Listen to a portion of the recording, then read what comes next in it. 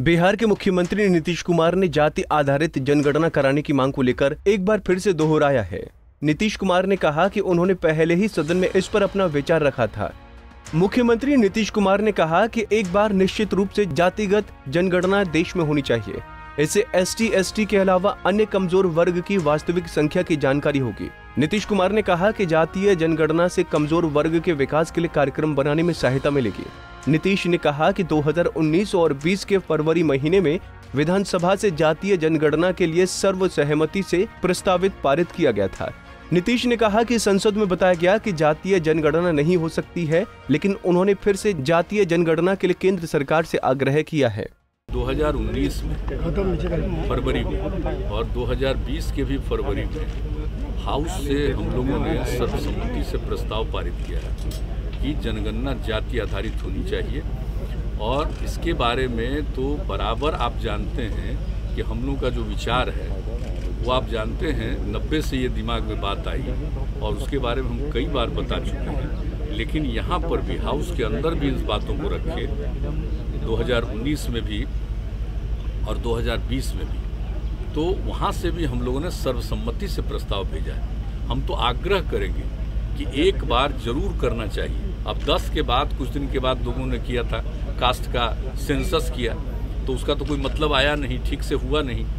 तो जो बन करके तैयार हुआ था 13 में, तो 13 के बाद तो कभी पब्लिश नहीं हुआ कि आखिर किस इलाके में किस जाति की कितनी संख्या है। एक बार जरूर होना चाहिए कास्ट बेस्ड सेंसस, ताकि मालूम हो जाए और जो गरीब गुरबा तबके के लोग हैं SC/ST के अलावे बाकी जो लोग हैं उनको भी इसका लाभ मिलेगा और पता चल जाएगा कि सही मायने में इनकी संख्या कितनी। और जब संख्या का पता चलेगा तो आप उनके उद्धार के लिए भी उनको विकसित करने के लिए काम करेंगे। तो मैं तो पुनः अनुरोध करूंगा कि भाई हम लोगों का है और उधर जो पार्लियामेंट में ये बताया गया कि नहीं हो पाएगा, तो हम लोग तो आग्रह करेंगे कि इस पर जरूर गौर करिए।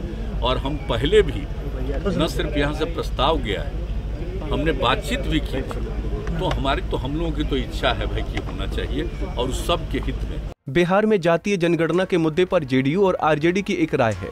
RJD नेता तेजस्वी यादव ने भी जातीय जनगणना का समर्थन किया है। वहीं बिहार में विधानसभा और विधान परिषद में BJP ने जातीय जनगणना के प्रस्ताव का समर्थन किया था, लेकिन केंद्र सरकार ने जातीय जनगणना के प्रस्ताव को सिरे से खारिज कर दिया है।